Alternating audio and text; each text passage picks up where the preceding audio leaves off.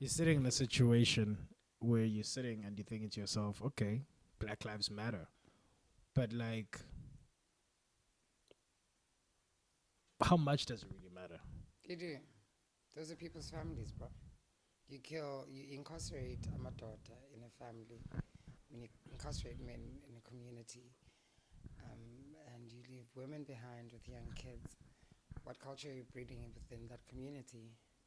What are you teaching those young kids that growing up without a father? I mean, because you need to remember that for societies to thrive, family is a very important factor.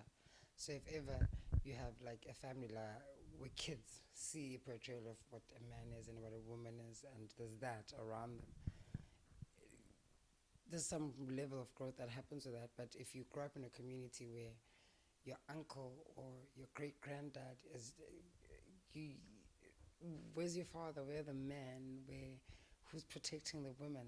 You know, yeah. But anyway, that's. But I Black mean, it Lives doesn't Matter. really make sense though, because like I'm thinking to myself, This is like, how Black Lives Matter. why is it that a lot of people seem to resonate so much with the American plight, but then come home and they say no, get over apartheid. No, it happened a while ago. Bro, you weren't even there during apartheid. You know what I'm saying? Like, what sense do you get from that? Like, If we're realistic, when it comes to a lot of things happening in Africa, they are not portrayed as the way they are meant to be. I mean, okay, let's forget what America, they will show us. Okay, masiqale kanje. The video of the guy who was being killed yeah, in America, that came out by accident. That was not supposed to be seen, right?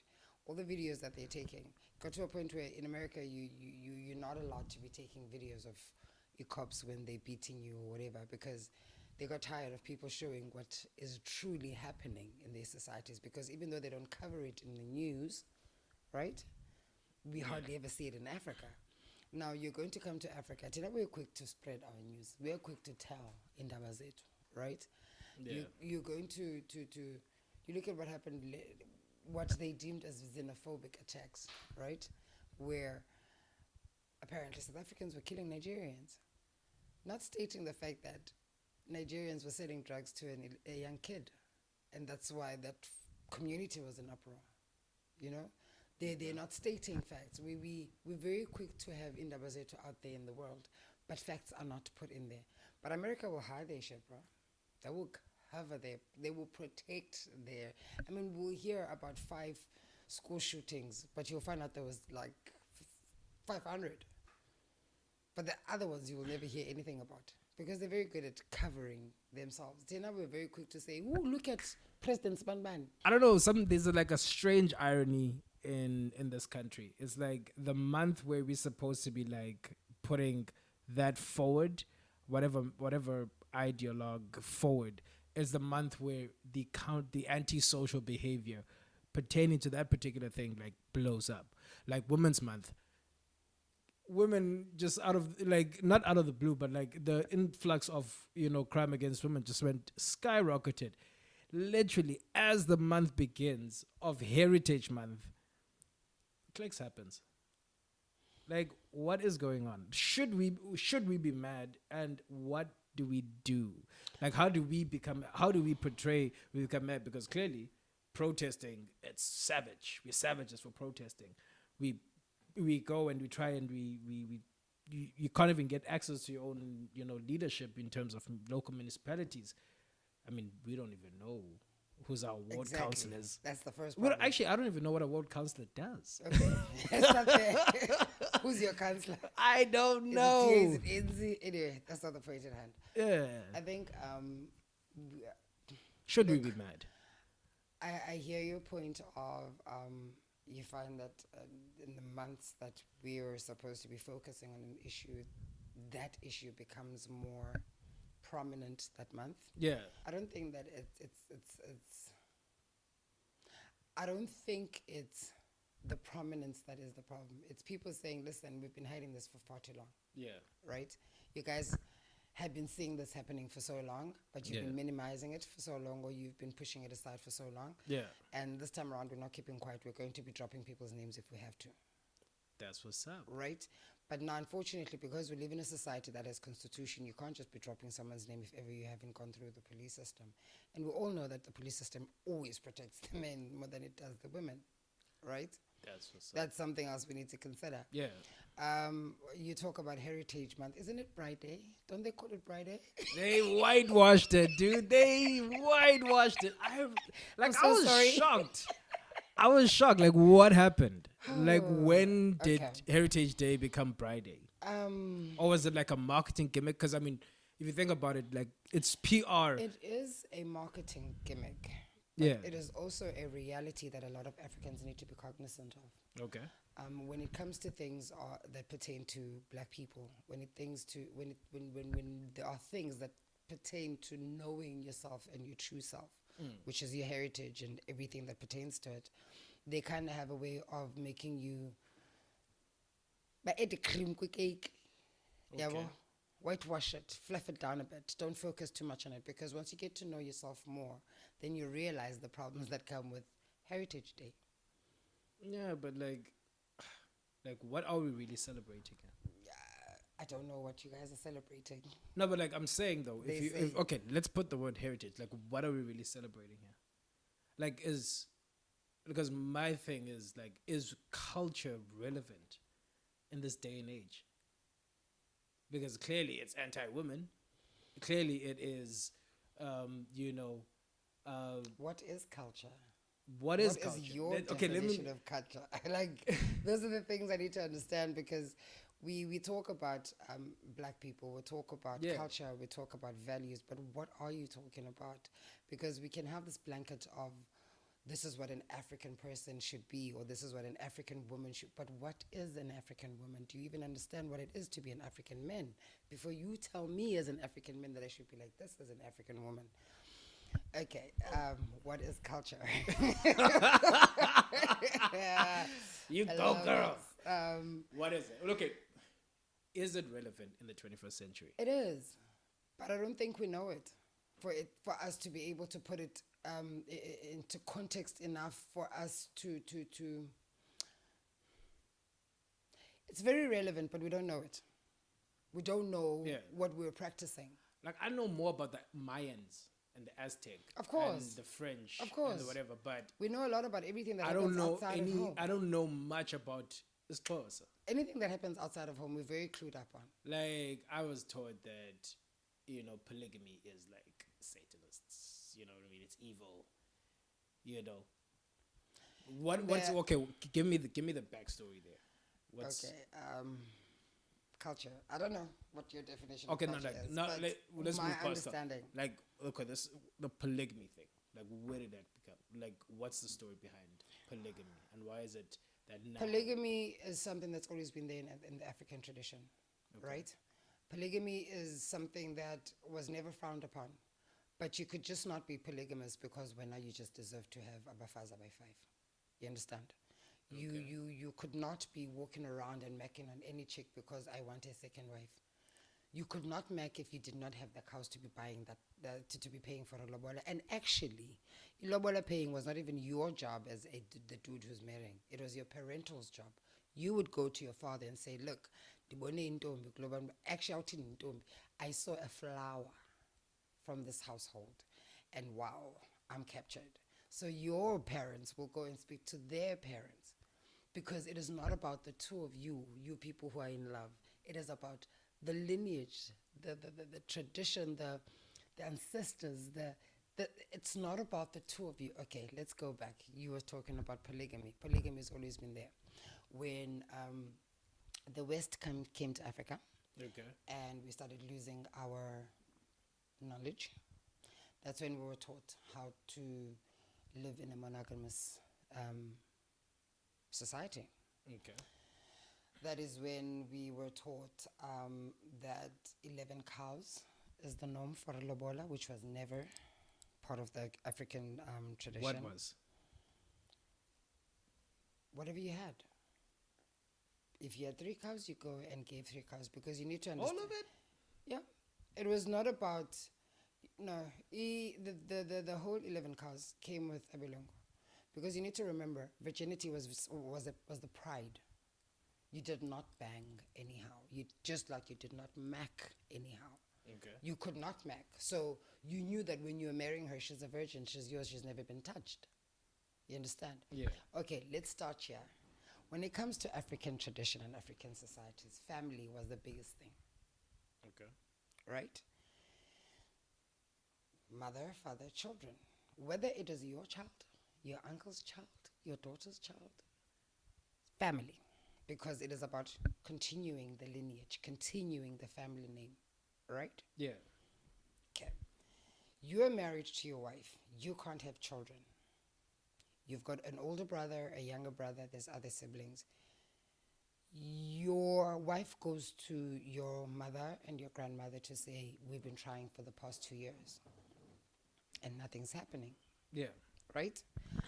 They will continue to let you try for another 8 months or whatever, however long. But if they realize that the problem's with you, Okay.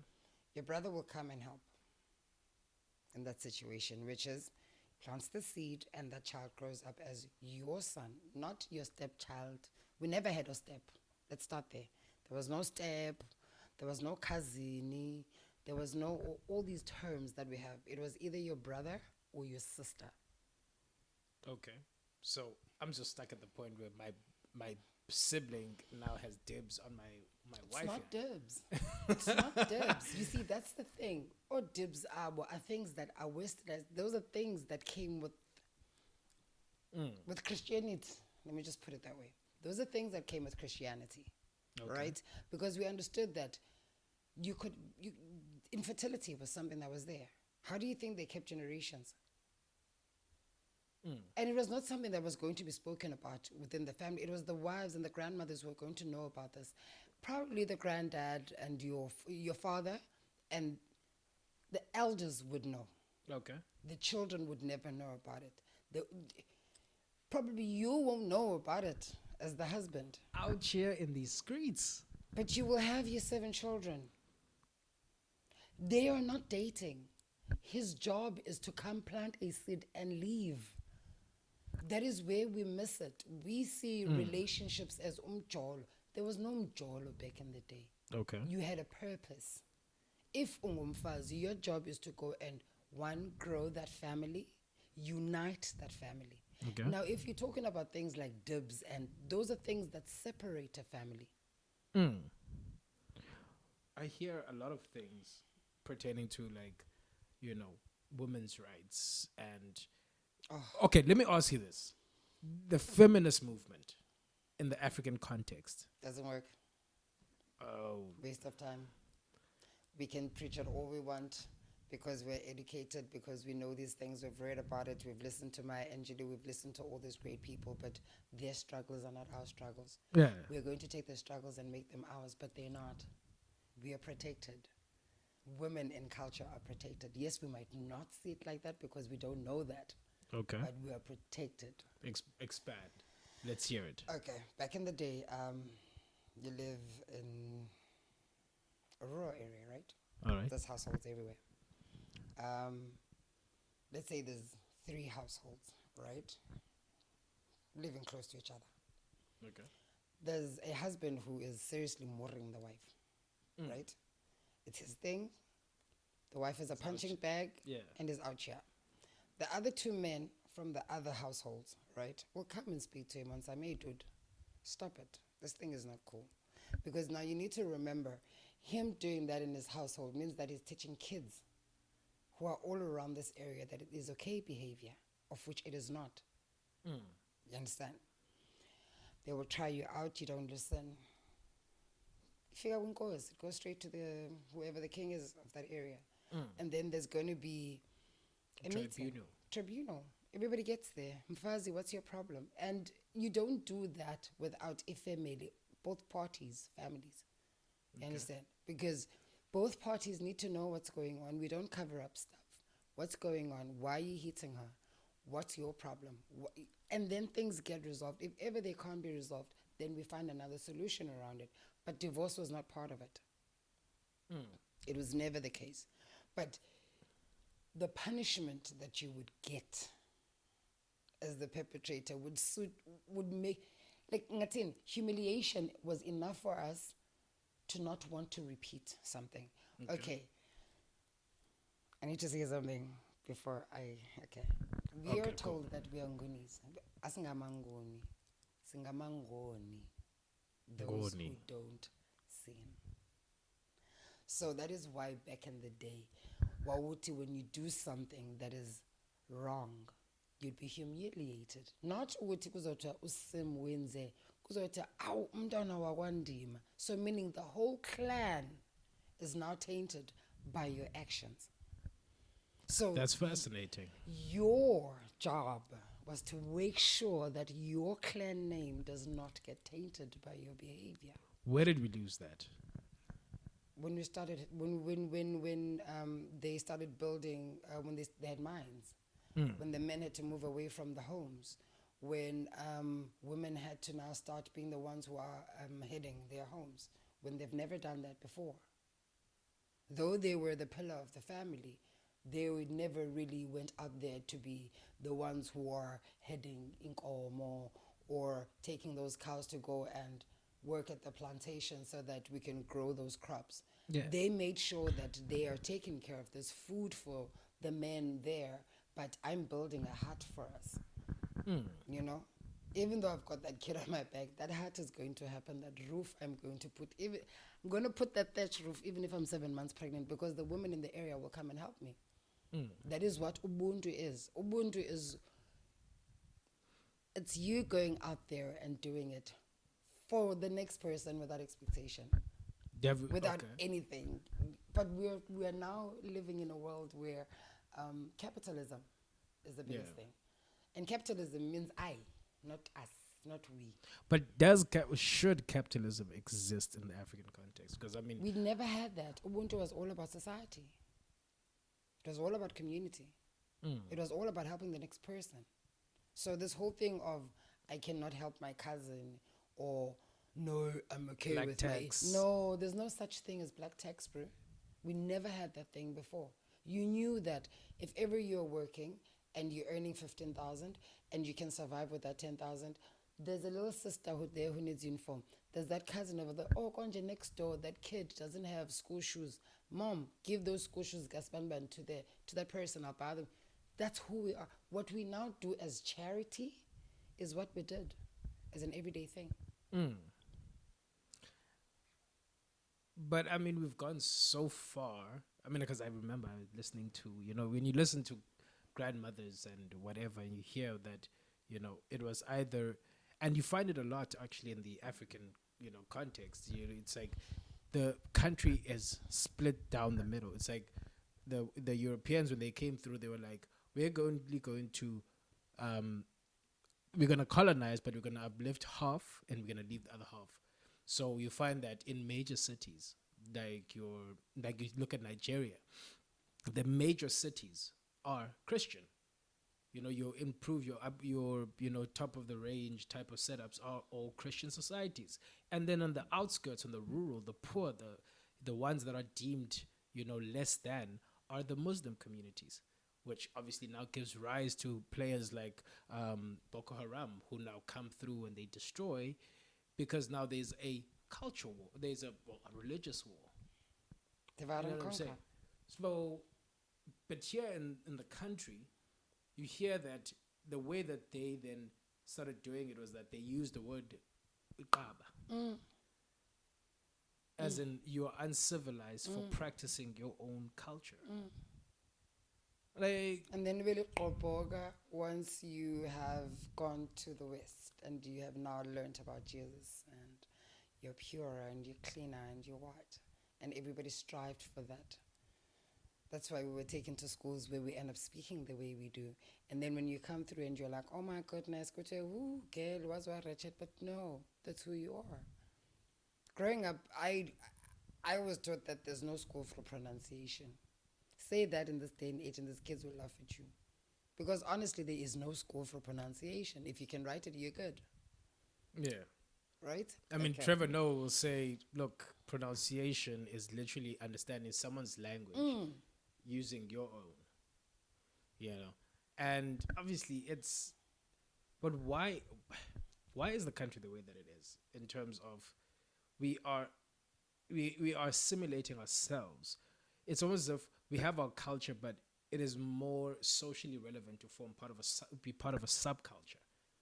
We don't know the culture though. But what is it? What should a little girl know? What should a little black girl know? A close up black girl growing up in this Cape, what Eastern Cape, what should they know about their culture? What is it that they will teach them to say, I am protected through my culture.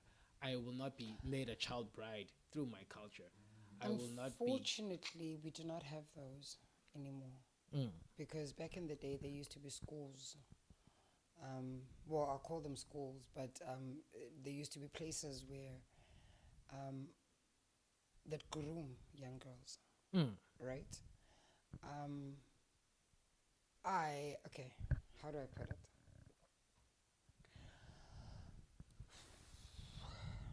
When you come into Earth as a Xhosa little girl, a ritual gets done for you where you're introduced to your ancestors, right?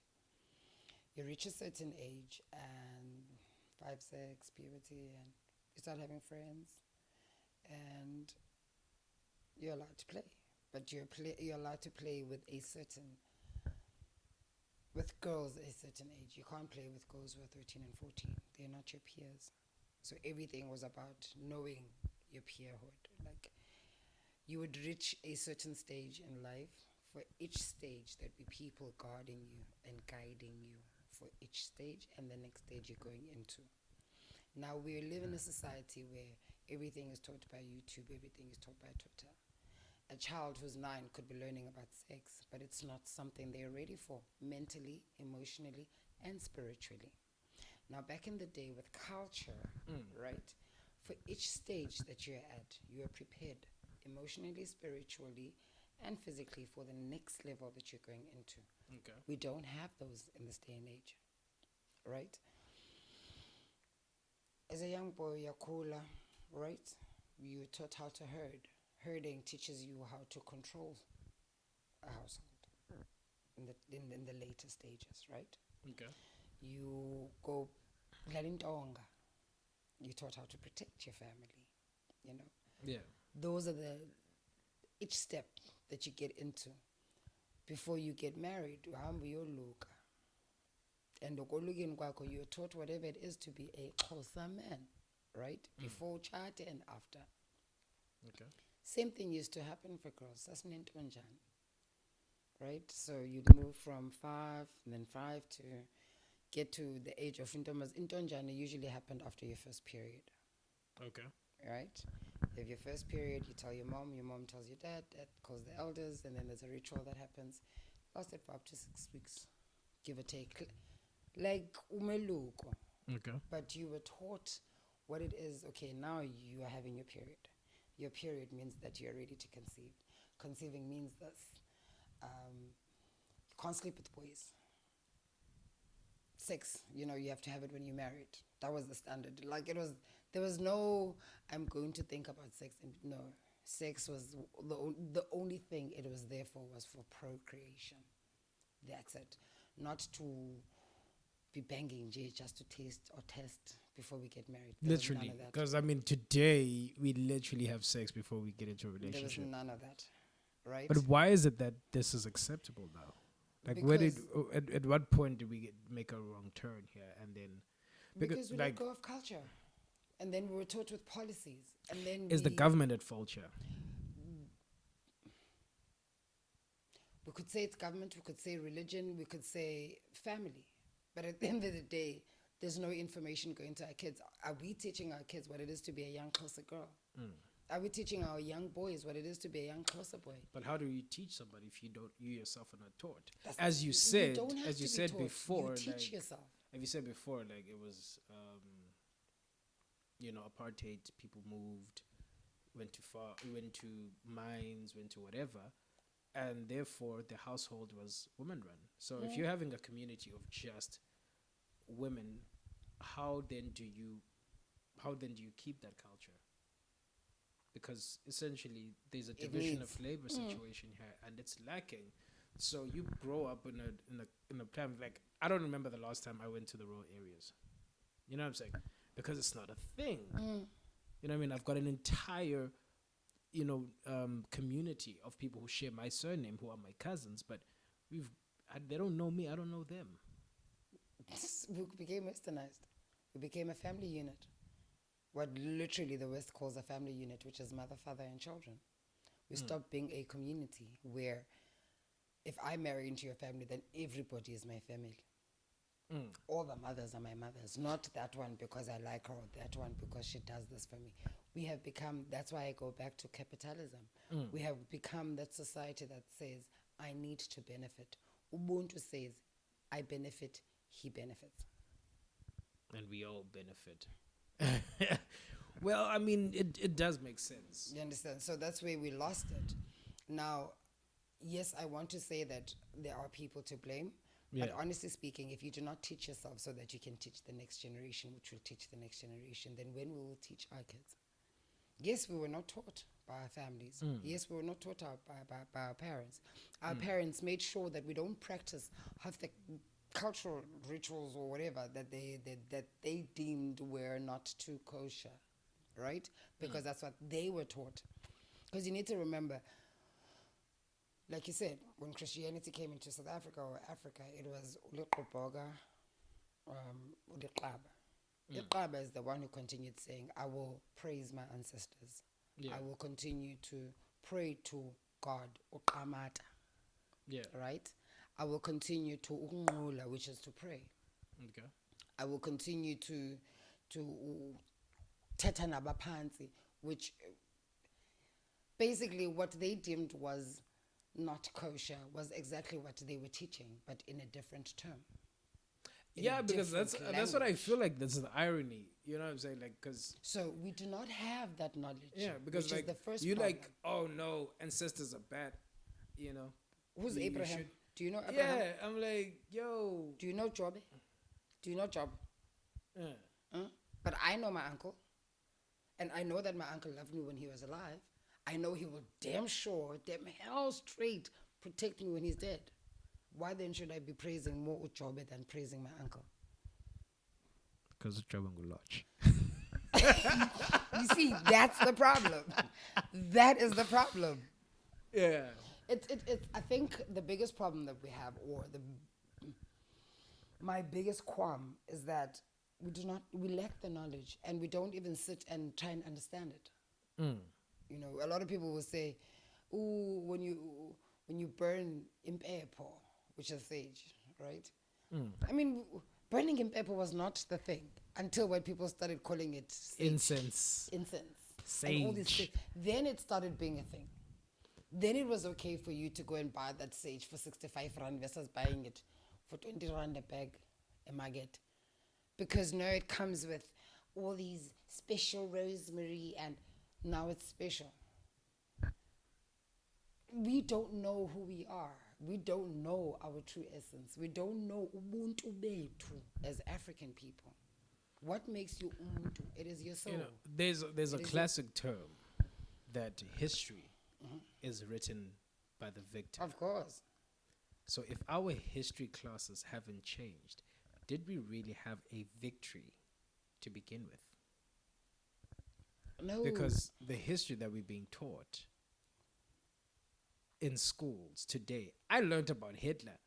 Like, I don't care about Hitler. All the way to university, it's the same thing. You know what I'm saying? Like, I didn't know, like, Ushaka was a TV program. That's as far as you know what I'm saying? You thought that. And I mean, growing up in the Eastern Cape, like, Ushaka was a foreign concept to me. It wasn't it wasn't my hero.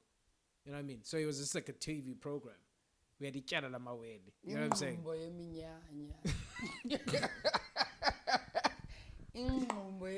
Those other one, Yamawele. Yeah, but you see, those are the shows that they stopped portraying. Those are the shows that taught you about culture. Those are the shows that told you about the symbols and the symbolics that come with. Yeah. I feel like what was this? Showmax should like bring back Ikala Mawele. No, like, those are shows that need to come back. We need Unzotho to come through. So, you get a surname, right? and then you get a clan name, right?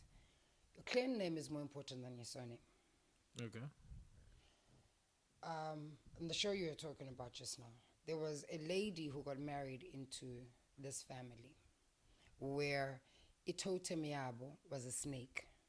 Okay. Right? So when she gave birth, a snake came through to go and curl up next to the child. Now, the people of the family know that that is their ancestor and that there's nothing that's going to happen to that child if that child is of this household. Ooh. But if that child is not of this household, scandal, then that child will die because that it's going to bite. Right? That's how it was. It was standard. She decides to murder the snake. She goes crazy. Those are things that we are not taught, that we've got totems that come with our clan names. We are taught now that nature serves us. But as umuntu, an African person, you know that you serve nature. Okay. Because you cannot survive without that nature. Ondlovu, their totem was Ndlovu. And they praised anything that happened to Ndlovu. You do not touch Ndlovu. You understand? So those are things, if you do not know the simplicity of your clan name, why then do you think you'd understand your true essence? I don't know how to respond to that. I don't know. No, it's the honest truth, though. Because, I mean... I don't know. Look, my surname is my surname, right? I will not say it now, right? Say it. No. I'm going to put on the caption anyway, dude. It's not like it's going to be a secret, though. Roll my eyes. So I must go ahead and say it. And okay, drop all your handles. I'm going to drop all your handles. Your privacy is over. That's what's up. Black Friday. I am protecting my Twitter. That is the only place I need to protect. But anyway, Macozoma. That's my surname, right? Okay. Macozoma. That's my clan name. Okay. Now you come to KZN and they're like, Kumalo, Xhosa, how come? So I go back and I do my thing and I'm like, I need to know what the hell happened. Turns out, my great-great-great-great-great-grandfather, when there was the war Yoshaga, decided to be the middleman, but a middleman who messed up somewhere, right? And he was going to be killed. And he found out before he could get killed. So he took a few people of the Kumal clan and Bamfenguza, and they left KZN and went straight to Engcobo. Bafika Bamfenguza, which is to beg, to ask for refuge. So Limfengu ngumntu who's left their comfort zone wayocela indawo yokuhlala kwenye indawo to seek refuge. Bafika bahlala khona, but because they couldn't continue calling themselves Okhumalo or Romtungwa, he decided to call his next generations by his first name, which is Macozoma. What? So you run away as Ndima, but because you do not want to continue as Ndima, you have and then the next generations continue being Osmamgel. That would be awesome. But still continue having that clan name. That would be awesome. Out here just be like, you're blessed. That's the thing. It's never you blessed. We're too westernized. We're too Americanized. That we don't even know the simplicity of who we are as Umdamnyama. You do not put a hand on a woman. That was rule number one, because you understood that your family cannot thrive if you do not have a good woman in your house. Ushaka was killed by his mom and his. It was the woman who plotted his death. That's what's up. The same woman who plotted his victories. The same ones we were like, ooh. Because it was going a bit too far. But that's the thing. he's out here ripping babies out of wombs. But that's the thing, Uti. Women in society, in the African society, in the African culture, bread and butter of the society. So with that said, it is not to you say know that where you I'm guys are going not with important. this.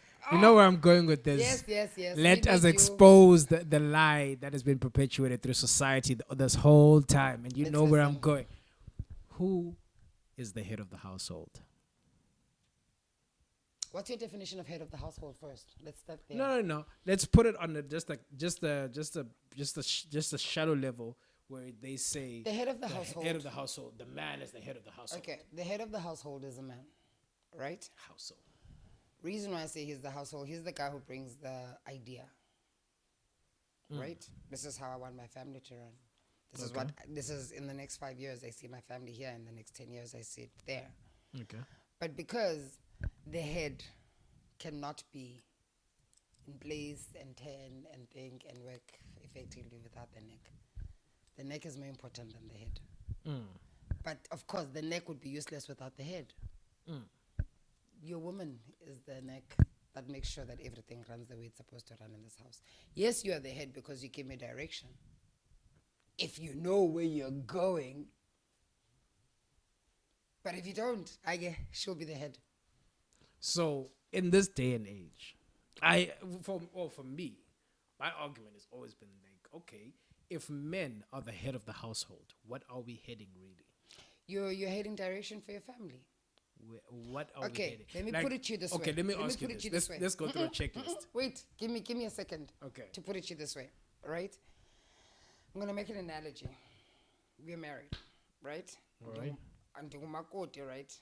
When umakoti comes to your house, there's a shitload of duties that I have to do. There's chores for days because all the women in that household have got stuff to do. Okay. Right? You come to my house and you're visiting. What are the chances that you're going to be doing 80% of what I was doing at your household? Exactly. And the only time that happens is because the father of that household doesn't have direction. Okay.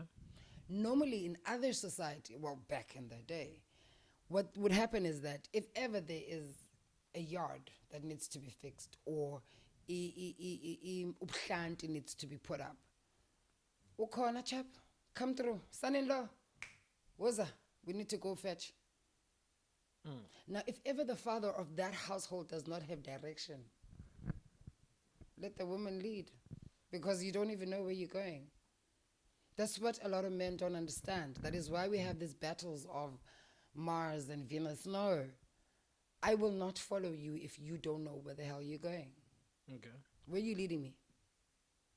We're going to be married and then have kids and then buy a house and then where are we going? What are we doing? What are we building? The world is not enough. It's not about that, but you need to have direction, you see, which is why families back in the day thrived.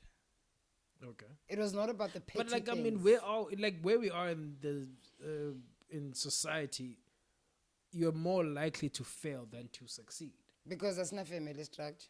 That's not unit. But generally, how the economy, the whatever society is set up, black. yeah, you are set up to fail from the jump. We don't have to debate that. We know that to be a fact. They said you needed education, and everything will be sorted. And no jobs. You know what I'm saying? Because so, you know what I mean? The goalposts keep shifting. So, as a man, is it still relevant that you need to have a plan? Because really now, looking at the situation and its direness, what is the plan? And it's not like a lot of us can have, that kind of... When you look at plan, you're thinking of... Okay, let's stop thinking Western thought. Okay. When I say plan, I'm not thinking of you need to buy a house in 5 years. You need to go to Dubai in 3 years. But isn't that where we are? No, nonsense, Leia. That's why you need to stop dating women who are not going to take your fine life, who are just going to empty your pockets. But anyway, that's Sorry, not the point queens. at hand. I thought we had a future together. No, the thing is, when we say you need to have direction, right? Yeah. As a man, you are supposed to play with your kids. Your kids should know their values from you. Okay. Those are the plans we're talking about. Structure in your household, because you cannot tell me that you are running a big conglomerate, but you can't even run your own household. What the hell are you doing? You bosses are going to know you from New York to, and your kids don't even know who did it. That's the first problem that we have. That we don't even, we're saying we're running households, but you're just throwing money in there. And you're raising people who are going to repeat the same behavior you're doing. I saw a Facebook post that was saying that and an Indian woman gave birth to a child. That child, the grandmother flew from India to live with them this whole time for the first, I think, 2 years, and then from there was gonna take that child back to India to, you know, so forth and so forth. And you see a lot of households here, especially black young professionals. The moment they start having a family, within a very short space of time, post maternity, there's a helper. You know what I mean? But at the same time, when a woman is like, I am going to resign and I'm going to take care of the kids, it's then frowned upon as well. So what's the right move here? Like, what's the right way to, like, kind of put that structure that you're speaking about, like, in a household where you are literally the only thing, because many people will think, you know, you are exploiting your brain or whatever, but all you're doing is that you're selling your time to the highest bidder. When you go to work, you're selling 8 hours of your life to that place, and that 8 hours that you're getting, and the higher you go, it seems that 8 hours goes less. The lower you are in the spectrum, you work 12-hour shifts. The higher you are, you work your normal 8 to 4:30, but then the workload says leave at 6. No, you know what I mean? leave at 10 p.m. Leave at 10 p.m. And when do you have your kids? When do you have time for your home? Do you know what I'm saying? So how then are those principles, how do then you re-input those principles into that household where your society basically buys your time? I think we need to stop at that whole competitive streak. It was never something we had as African people. Competition was making sure that the next person gets as much as you do, right? That I've explained. Now we are so diluted, right, that I need to make sure that my child is an iPhone by 10. Do they really need an iPhone, or do they need a hug? They need TikTok. No, they don't. They need a father to play with. They need to go to the park and kick a ball. They need to actually get a pendyhose in the newspaper and make a ball. Or they could post something on the internet and get the likes. But then what do they get from that? What joy does that bring them? Gratification. No. Because they're visible. You see, we are very... We live in a society that, like you said, we don't have enough time in a day. Like, we don't have enough hours in a day, right? So here I am, a mother to a 3-year-old and a 7-year-old, and I come back from work, it's 6:30, I'm tired, and these kids are excited to see me. Oh, mommy, you're home. I still need to make supper. The nanny is there. But it's like, am I going to let the nanny cook every other day? Of course, I'm a woman, I feel guilty when I want to cook. But I'm tired. I'm probably going to be Skyping somebody later for work-related stuff. Yeah. I still need to look at somebody's homework. I still need to listen to today's stories. And I still need to be a wife and a girlfriend to my husband. Né? What am I going to do to just remove these little regrets in front of me? DSTV. Screen this big. Sit there and they play these things. Now I've got time to myself. I can have a glass of wine, because what are they doing? Watching Cartoon Network. Who's raising your child? Cartoon Network? Of course it is. What are they teaching them? Courage the Cowardly Dog. What values? What cultures? The one the Powerpuff Girls That's have. the thing. That is where the problem lies. That's where the problem lies. That's the first step of where we lose it. Because we are not teaching our kids the values. We're not teaching our kids, please, a simple thing. Please and thank you. So what are you... Okay, so you just completely, like, shrug off this conversation.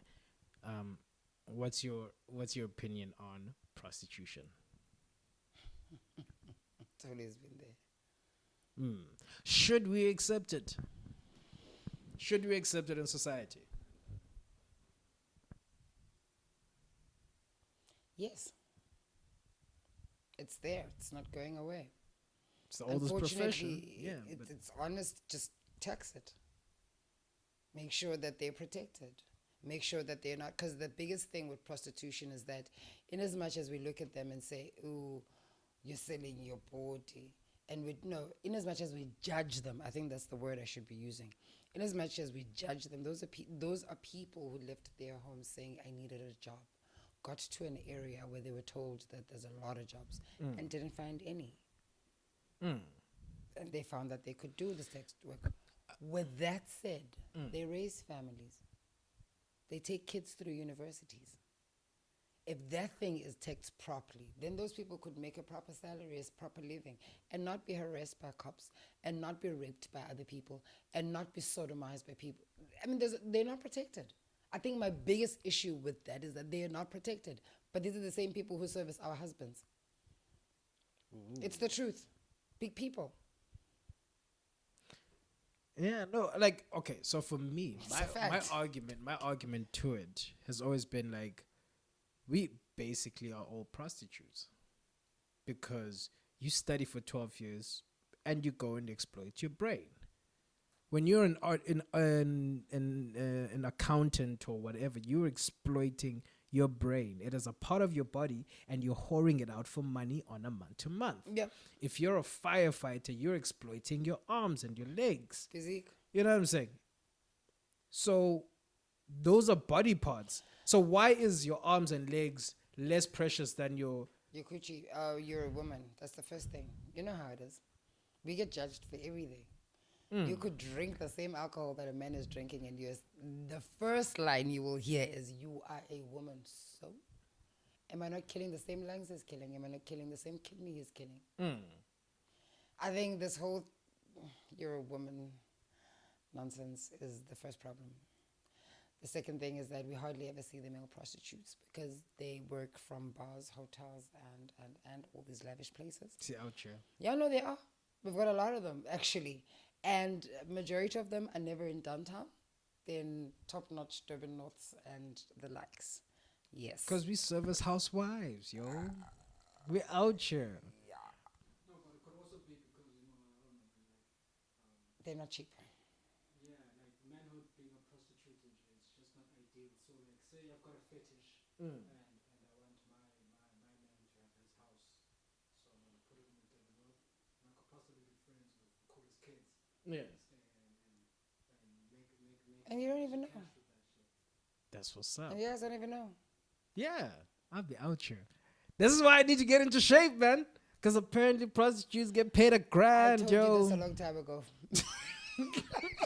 When we were still broke, I was like, dude, we're still broke, but let's Dude, do we're broke right now, okay, like, man. But when we're broke. Like, you remember our broke days. But anyway, we're not going there. Yeah. They're paid. Yeah, I could have sold you then. We could have made serious money. Like, we could have made 3K in a day. I'm fascinated by how comfortable you are with the word sold. Yeah, like she's okay, comfortable. fine. Like in her head, when after we had that conversation, she went and actually planned and budgeted and did a financial plan. No, but we would have had like. But I need to sell him at least 5 times a month. No, a week. And we can break even. No, a week we're sorted, bro. A week we can make 30K. And we're good. No. But like, okay. So. But that's another thing. We're very quick to say, nah, when it comes to men being sold for sex. Yeah. But when it comes to women being sold for sex, it's like, it's the norm.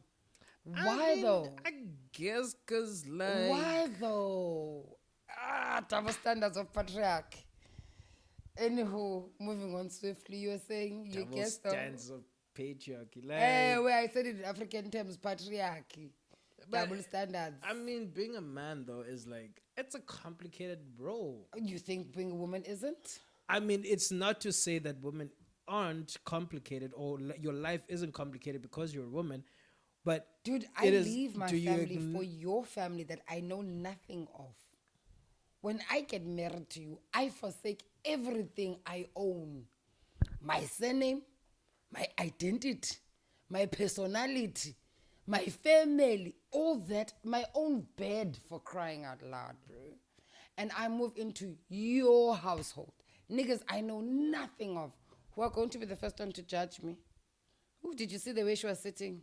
Who the way she was chewing that bone? Like, but wait, just get to know me first. Let me be your Dora. But no, you are going to come and complicate my life because, oh my gosh, you're my wife. You need to, no. I left my household guy, my support structure. You still in your support structure, in your comfort zone, with your people. And I must be part of that family structure and be okay with everything that comes with it. Hi guys, can men get double standards? Your life is complicated, I get it. But not as complicated as having to leave your own household to come into my household and be part of our son. When are you a son for 2 days, 3 days, nyan? Now I have to be there for everything. If I don't show up when there's a gig, wow! Yeah. Sham! But you don't even know that your son was pissing me off last night. You don't even know what he did to me the day before. Okay, so should men forgive women What are they forgiving, girl? for cheating the same way women? Cheating. We don't cheat. You guys excel at that thing. Like, that is your game. Like, even KwaZulu, they say something as silly as Ntombi shalwa ngamanga or something along those lines. We're not taught. Aspliti. We get Yeah, knocked on. but I mean, dude, So you what can are we switch on your forgetting? you can switch on your phone and literally you would have a date for the night. But that's the thing. That's us women. We don't look for dates. Right? When we're into you, we're into you. When we're not, we're not. Okay. You guys are the ones who bang just in jail for that. Ooh, that booty looks lovely. Let me taste that. We don't have that. You can't be that as a woman. Society will chastise you. But I mean, I you mean, do is there a get term for indoor defebayo? a man whore. And say it in isiZulu, Xhosa, Setswana, Sepedi. Ndobdefebayo. Ayiko. There's no such instant kuzothiwa ulisoka. Ooh. Right? You're the ish because, oh my gosh, you drop girls like Ewena. Of which, I was thinking, what are you forgiving? So what was the real uproar about the song WAP? You hear it, the Cardi B song. It's like, Okay, wet I ass heard pussy. the song, and Did you see the video though? I haven't seen the video. The I've seen the video TikTok is video. Crazy. I saw the TikTok video that they were doing, the girls were doing in front of their man, and I figure it's part of. Yeah, it's Look, part of that, but like, it's not the video though. The video is the video. I haven't seen the video. I'll take time to go and look at it. I figure it's very sexual. From what I heard of the lyrics. Yeah. Look, I have no qualms if it was listened to by elders, by old people, by people who understand what the fuck they're talking about. Yeah. But I am not about to have my 16-year-oldness listening to chains and strangulations and have your dick so deep in my throat. I'm sorry. That is the problem we have with society. Cardi B is liked by young kids.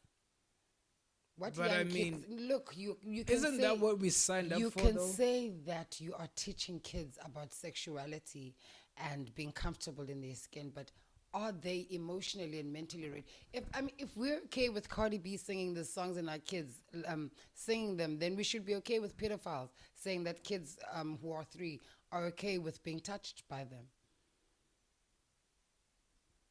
No. Yes. No. Because you need to remember, as an adult, you can make a decision. As you would, okay, this is why I'm taking this decision. This is. What does a 16-year-old know about deep throating? Apparently a lot these days. That's the Quite a bit. That's the first problem we have in society here. Where we have a 16-year-old who doesn't even know what the hell is happening. Oh, to be 16, bro, what were you doing when you were 16? I was 16. Playing sports. Exactly. What was the biggest thing that you thought of? Pokemons, whatever, your game, No, your sport. Man, it was sports. It was sports and there were girls. Yeah, like but I'm 16. but I'm out here in these but streets. were you trying to bang every second girl? No. Were you trying to? I wouldn't say it was. Well, I were was you- highly sexualized. Were you trying to strap them on a bed? Were you what was the song? Let me remember the lyrical content. Man. How many licks? No, My Lil' forget how Kim? many licks. No, forget. Because that was like, That was the first song that there was those songs that were frowned upon. Some places banned it. Some radio stations refused to play it. Why? Because you're teaching our kids what they're not ready to know about. Yeah, but I mean, even That the is why we have 14. cartoons are sexualized now. That's where we are. We understand those cartoons because we are adults. Yeah, but like But that's to a child that's. who's watching that, But I mean, that's That's subliminal messaging, though. I mean, it's an effective tool. so TV is the problem. Hmm? What we're teaching our kids in the TV is the problem, which is why I had mentioned with TV in the So, mission. like, what? You Why did the what? I always wondered, like, why did the government always scrap those programs? Remember those programs you used to have back in the day? Because what were they? because they're teaching you to think and to think a certain way, and they don't need you thinking that way. So there is monetary value Yes. in In your sexualized youth. Yes. I mean, what programs did we have though? Shows like Ozola, there was Soul Buddies. So There was- Hamilton.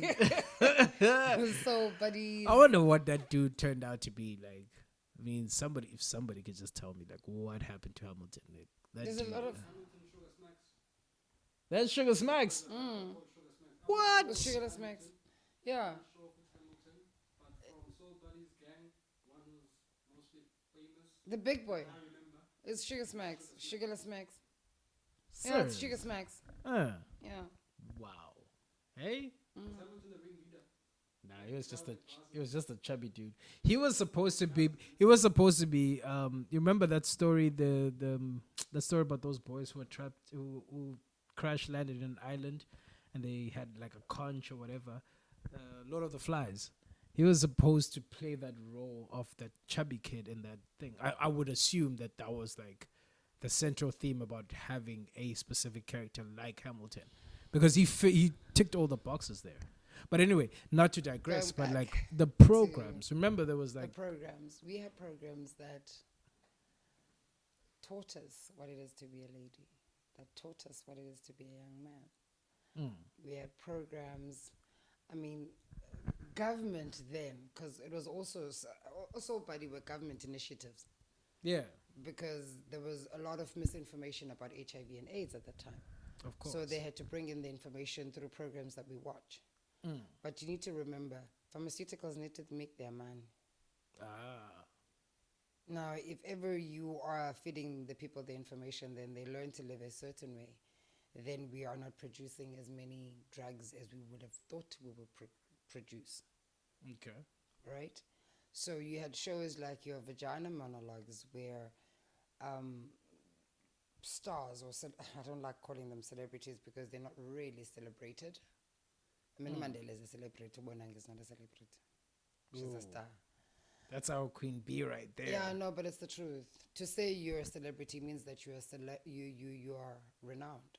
You are celebrated everywhere you go. Is Bonang celebrated in New York? Do people in Slovakia know about her? But people in Slovakia know about Mandela, even though they can't say Nelson slowly Mandela, but they know about Mandela. Abamas Bonang Mandela. But Nigerian praise name. But anyway, that's not the point. Wow, that little jab there at the end. Anyway, not the point at hand. We had shows that you had programs or initiatives that were rolled out to teach young girls, not on how to carry themselves, but I mean the importance of you're growing. You're going to start having boobs. You are going to have pubes. You're going to perspire more. You're going to smell funny. You have a vagina that will smell all the time. You can wash it, and then 2 minutes later, it is still going to smell. That is normal. It is okay. Please, when you wash it, don't wash it like this. Wash it like that. You know, don't use soap. Don't. All of those things were information that you were taught by these programs, but it also taught you as a young lady the importance of not just giving out your virginity like that, right? Or throwing your coochie at any face that you can find in it. Which is now we're living in a society where we have WAP, whatever it is. Okay. Called. So the What government keeps just pulling back. So is this a line? Is this like some meeting that they probably sit in where they are like, this is like, okay, guys, we are having too much of an impact and it's hurting our bottom line. Scale it back a bit so I don't that think it is put to them as blatantly as. I mean, it has to be because I mean, Look at the COVID look, vaccines. look at no, before that. Look at like the what is it? Al Gore deal where we were flooded by GMO chickens, killed our industry. They were like, "Yo, these chickens seem to be very healthy, and people are just like having a great time." If you want your wine to, and it Come seems to like our place, it seems like yeah. everything that we do these days seems to be circulating around the wine industry. It's like, Because yeah, that's if what's you want the wine, if you want us to buy your wine, you better let us I think flood we've your got- market with like genetically modified, products. What I'm about to say might not sound very nice. Oh Lord. It will not be popular, Ooh. but we've got whistles for leaders. We know in Africa or in South Africa that our wines are one of the best. And Okay. when I say the best, I mean Europe needs us as much Yeah. as they think that we need them. Mm. The day we decide to say, you guys don't want our wine? Sure, drink your juice. Who suffer? Because who consumes our wine more than us? Tina, we drink their spirits. We drink their beer more than we do our own wine here back home. Okay. Because I read an article like the only reason why alcohol is like unbanned is because Europe was like, yo, Now, if we what y'all decide, doing, players? if we decide to do what was it Japan that decided to just tell everybody fuck off from our country, we're going to close off everybody for like 10 years. It was somewhere in Asia. I forgot.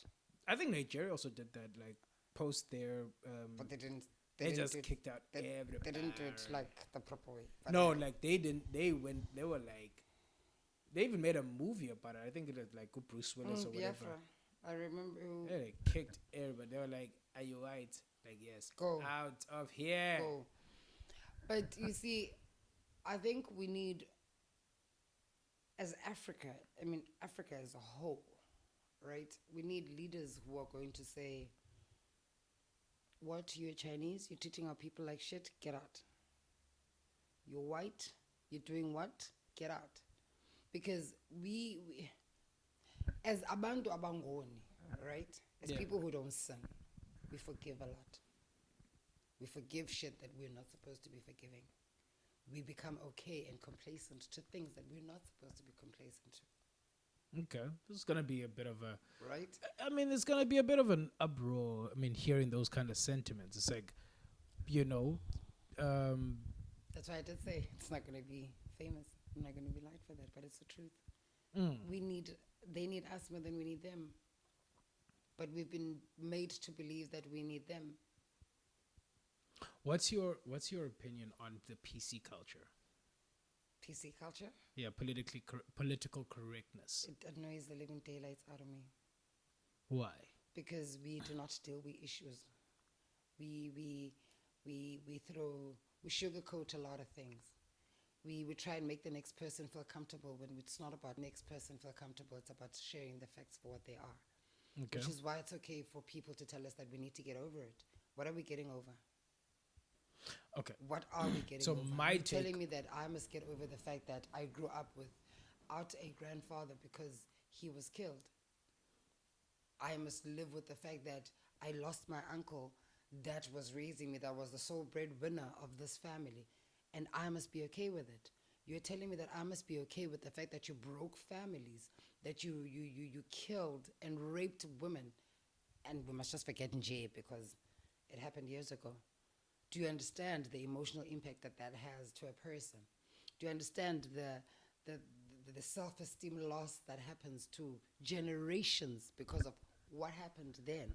Because the mother who's going to be that mother who lost a father or a brother or a grandfather or even a father through a struggle, ne, is going to be raising young boys and young girls who are going to have the same anger and same issues and say, what are you teaching? What are you perpetuating? It's not about you forgiving the fact that, oh, you took away our land and killed our... There's a lot that goes with it. There's the emotional. Heck, we are taught that being African as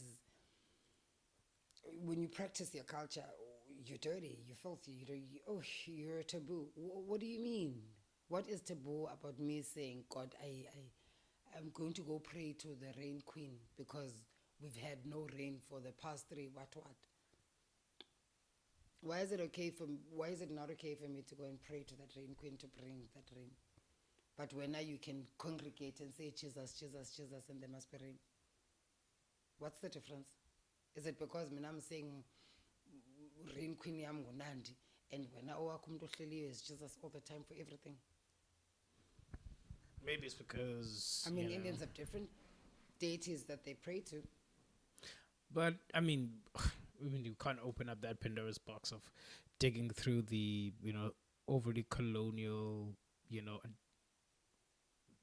which people like Helen Ziller, which is, by the way, the devil. I don't understand how you, as a DA, you lost credibility with the country when you let Helen Ziller still stay. I don't care. This is my show. You lost credibility the moment you allowed her to say colonialism was okay and we benefited from it. You lost credibility, and I hope you know that. But nevertheless, when we... Oh, Helen Ziller. Oh. She taught us how to bath guys in a bathtub. Do you remember? in a comb, in a vase comb. She told us to put our feet first. Hello, we've been doing this since. Yeah, for me to have black people in the DA. And apparently there's this new girl who's like the Candace Owen of it. You know Candace Owen, that American Uncle Tom, auntie. Hey, apologist for the white people. I know her very well. Always saying you black people are the problems. Yeah. So apparently there's this woman in the DA. I want to give her a platform here.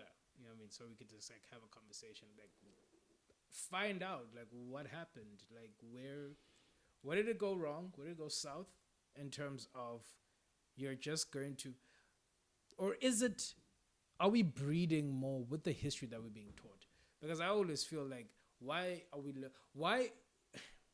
is our history about the ANC and not the history the way it's supposed to be? Because Galago, you need to be taught what you need to know. We need you thinking a certain way. Because you need to remember, historically, can of worms, PC was the issue, right? NC were the other guys who were there as well, right? PC was the guys who were saying, listen, everything we want is for the people. We want the people to be free. Everything we're doing is for the people. Yeah. You understand? It's not for the enrichment of this person or the next person. But have you ever read anything about PAC before? On your books, on your history books? No. Because black people didn't defeat apartheid, the ANC did. Yes. Everything is about the ANC. If you don't praise, ANC is your new Jesus. If you don't see the importance of praising which is as well, how do you think you're going to get to heaven? The argument, and I think it's one that is consistent, is if not the ANC, then who else? Because I'm not voting. I think we're very quick to look at that when we are not looking at the actual issues we have. Why do you want to remove ANC? Let's forget the fact that they squander money. Okay, sharp. We know they squander the money. Because you can't say that I have a problem with this cup.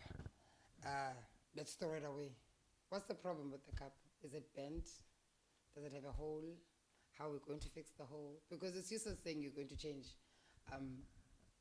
what are they called? Political parties. When you don't even know what the actual problem is. Because you can remove one political party and the one comes in. But what problems are those people going to face? It's it's obvious. It's clear as day that, we... What are the chances they're not going to chow money like the NC did? Because that's the culture that we've been taught. But I feel like, you know what? I feel like we need more shows like this, unfiltered and honest. Because I'm tired of TV. I'm tired of watching news channels like ENCA that perpetuate, black stereotypes. And, they, I always used to say this, it's like they put out black failures Do you know that most shows and hide and hide white failures. failures? Yeah. Do you know that most of the shows that I'll say we as black people watch are mostly written by white people?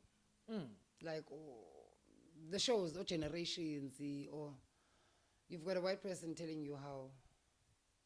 That isn't that Vanza though? Who are the writers? Oh, Yuzo White Palongba. Yuzo was written by a white boy. No, guys, Yet don't it was don't the show, shatter my yes. world. No, some of them. Do not shatter my world the right truth. now. So you, as the white person, have taught a generation or two generations of African people on what they should be. Before we use a user, there was not a high crime rate like we do have right now. It was not a cool thing to be utsotsi and sitting in a corner. Yeah. Because if you remember around that time, wabuza umandozo uzoyithola kanjani hlele khoneni. Because you were not taught to be idle as an African kid. Uvuke ekuseni, from 5 o'clock, you've got things to do. Okay. What is this being idle thing? You are sitting jail for no. What? Go fetch wood. Now you linking the conversation, ANC, and the script writings and the shows that we're watching. I was having a conversation with someone before, and they said something along the lines of, if you want to brainwash a society or a community, then if you brainwash the one generation, you don't have to worry thereafter, because it will filter through to all the other generations. Okay. Now here you are teaching me that Dingus Kotin is the best. It's better than going to school. Raping is better than this. But you're portraying it as, oh no, I'm showing you what jail life is so that you don't go there. What are the chances that young kids are going to see that as, I don't want to go to jail? Why do you not think that they're going to perceive it as, I must go next to Nchonchalela Kushesh? Right? Yeah. So it's the exact same notion with politics. For the longest of time, ANC has been, Sayazi corruption, ANC, guys. It's been happening. We're going to say, if not ANC, then who? It doesn't matter, because they have learned the exact same thing, is that when they get there, they're going to squander money.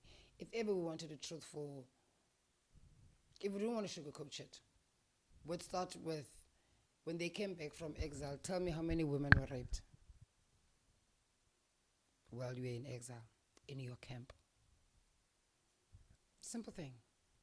Which is why we're not protected as women by the exact same ANC, because Bayazi what they did to our great-grandmothers when they were in exile. Some of them left wives at home to go with concubines on exile. Wow. But those are the truths they will never talk about, because they need to portray a certain image, an image that they cannot upkeep for long, because look at what's happening right now. Break in between. Because some want to tell the truth, some can't. Beautiful society we live in, eh? It is, and it's so bleak that we have to kind of end at this very grim note. But I feel like, at some point we have to, in light of everything that we've discussed, is that we have to kind of have these conversations, very honest conversations. Unfortunately, and all through the, schooling years and whatever, you have these forums where you speak about change, but you never see white kids in those same forums. You'll never see them there. You'll never see a Brad or a Chad or a Stacy or you won't even find Karusha there. And it's black kids talking about systemic racism, and the white kids are not there. you protest. Like I went to a very racist university, NMMU in PE, very racist.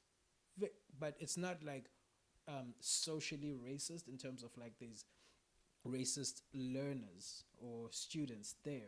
It's structural. It's the institution. It's structural.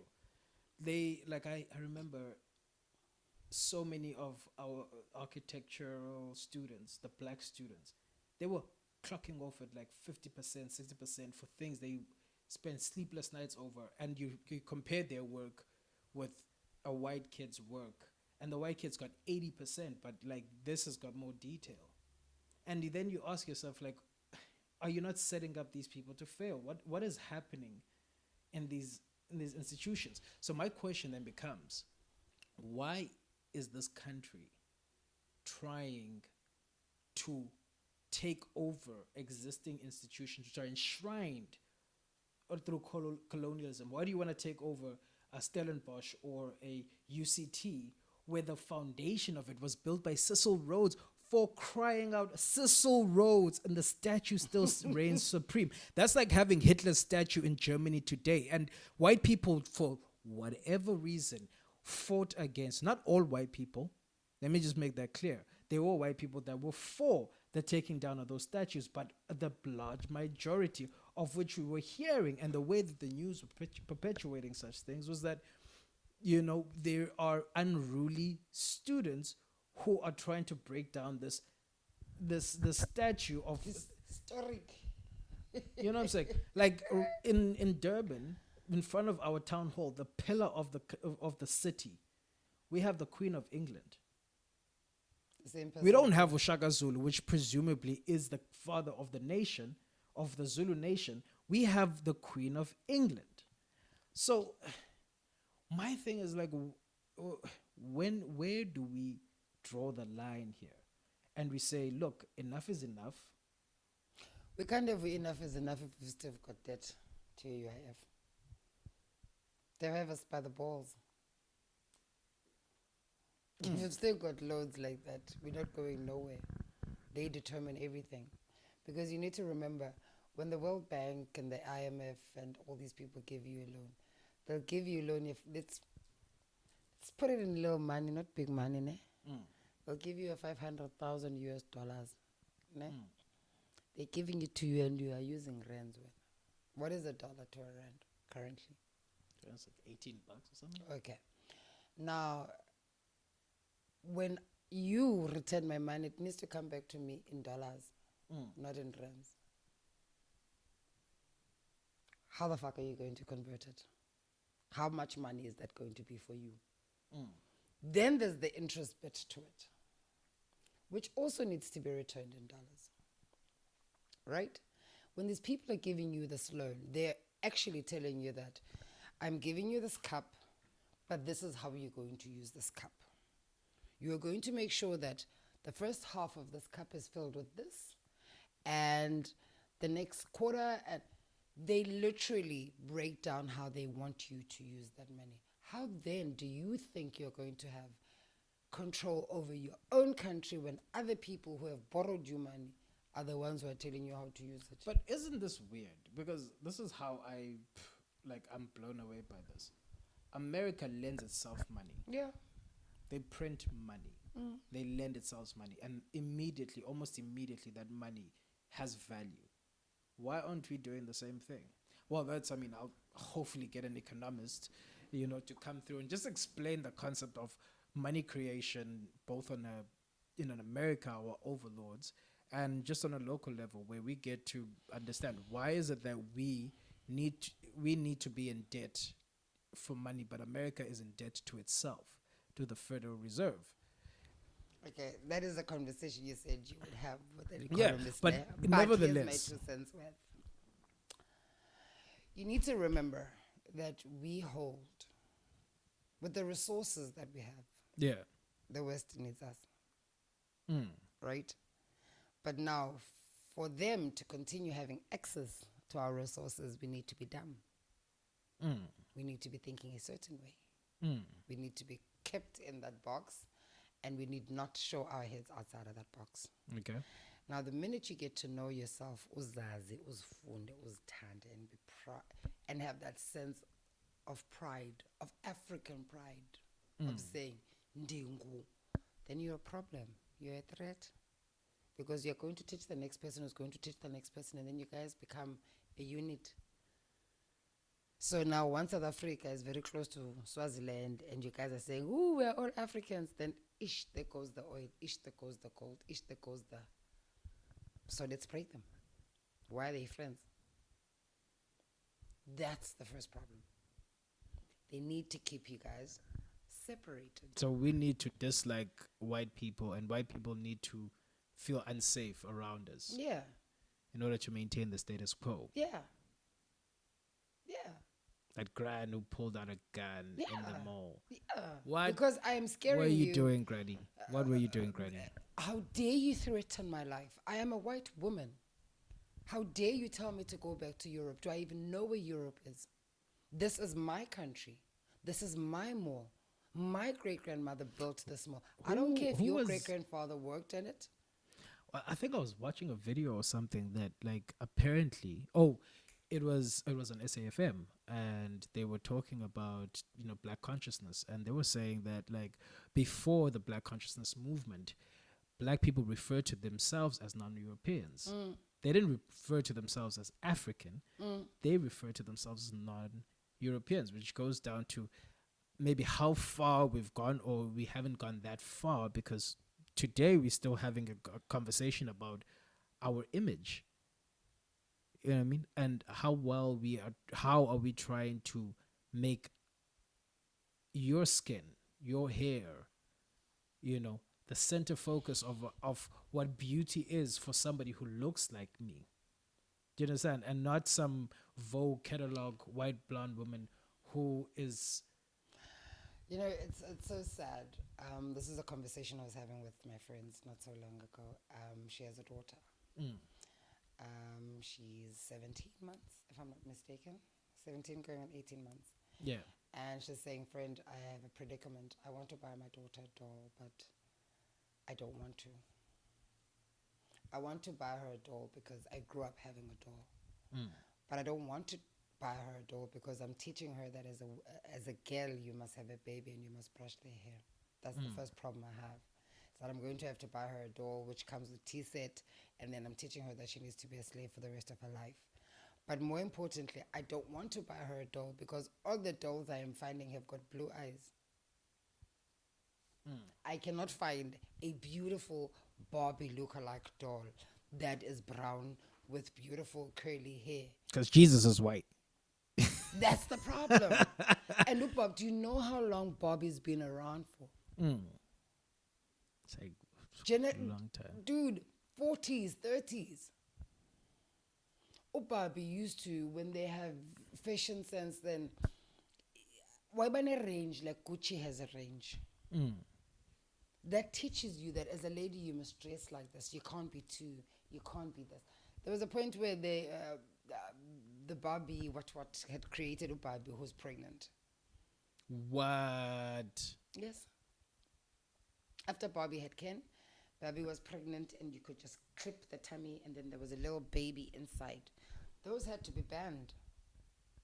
That is insane. But yeah, that's not the point at hand. My point is, dolls, bruh. I cannot be letting my beautiful black girl who's got a huge afro, who identifies with her afro, who identifies with her beautiful brown skin, be playing with Ubabi, who's got hair that long, that's super silky, and who has Treza May. This car, you know? Yeah. I can't, because now I'm confusing my daughter. I'm teaching my daughter that beauty needs to be Treza May. For you to be beautiful, you have to have green eyes, blue eyes, a pointy nose. No, darling. This is Africa. We come in different shades. I could be pitch black, as in I am browner than this chair. And then I could be 7 shades lighter than that, closer to correct, and I'm still black. So now we can't put our kids in a blanket. We don't have a blanket here, you white people, with you. Oh, when you're a ginger, you're like this. When you're a blonde, you're like this. This whole yellow bone bullshit, It's all westernization. Mm. I'm sorry to call it bullshit, but it is. Because to us, beauty was beauty. Beauty was when you were curvaceous. And to us, that was the beauty. Because you knew that once she had a big bum and she had hips, your babies would sit well when she was pregnant. Eh?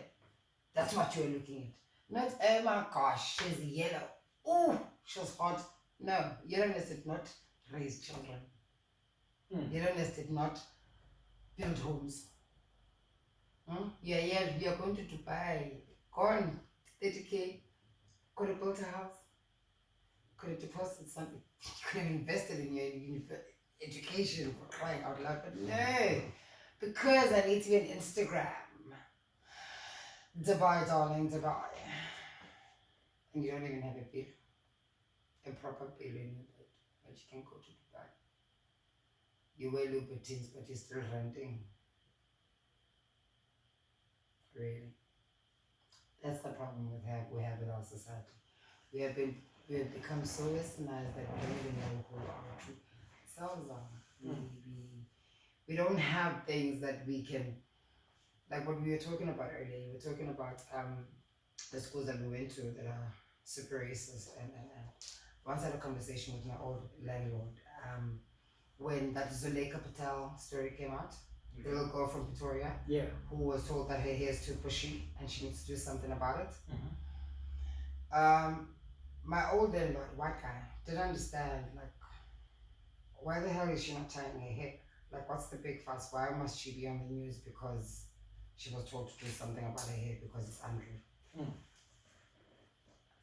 We sat for like over an hour, trying to explain to him that it's not about the hair guy. You're telling me to relax my hair. It's not about you.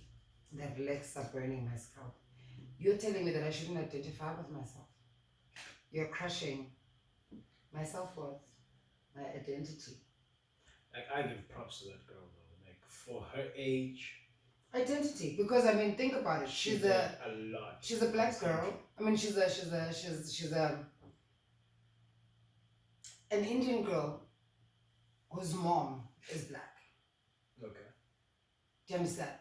So it's both. She knows the best of both worlds. You understand? But at the same time, she's brought up in a household that has both parents who are telling her, "You're beautiful, just the way you are."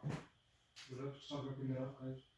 Then you have to have society who's telling you that you're not beautiful because your hair is standing up, because your hair is shrinking, and then they go and do a weave that they, the same person who are telling you with silky hair, which is made, will go and create a wig that looks exactly like your hair, and they want to sell it at a ridiculous price. Sell it to you African person who has that actual that hair that you can blow out. That's the problem. Is that all the things that we know, all the African things,